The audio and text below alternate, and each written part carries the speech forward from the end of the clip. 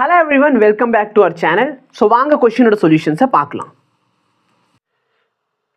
A turpentine oil is flowing through a tube of length L, radius R, pressure difference between the two end of the tube வந்து Pன்னு சொல்லிட்டாங்க. Viscosity of the formula கொடுத்துட்டாங்க. நீட்டா most probably viscosity வந்தாலே அவன் dimension எதோடது கேட்பான், விஸ்காசிட்டியோட dimension கேட்பான். Direct answer சொல்லு, mL⁻⁻1 T⁻⁻1. Sir என்னால் ஒத்துக்க முடியாது. நல்லா பாரு, அப்போ இந்த ஃபார்முலா தான் நான் டிரைவ் பண்ணுறேன். ப்ரெஷருக்கு என்ன, mL⁻⁻1 T⁻⁻2 force upon area. இந்த ஆர் என்ன சார், ரேடியஸ்.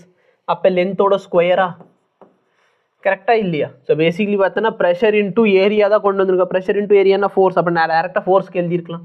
இல்லை வி என்ன சார் சொல்கிறாங்க, v is the velocity of oil. வெலாசிட்டிக்கு என்ன வரும், L⁻⁻1. எல் வந்து லென்த் ஆஃப் த டியூப், அப்போ எல்னு போட்டுக்கோ. இப்போ நல்லா பாரு, இந்த இடத்துல ஒரு எல், இந்த இடத்துல ஒரு எல், எல் ஸ்கொயர் ஆயிடுச்சா, இந்த எல் ஸ்கொயர் கேன்சல். இந்த T⁻⁻1 மேலே போச்சுன்னா T⁻+1 ஆயிரும். அப்போ mL⁻⁻1 T⁻⁻1.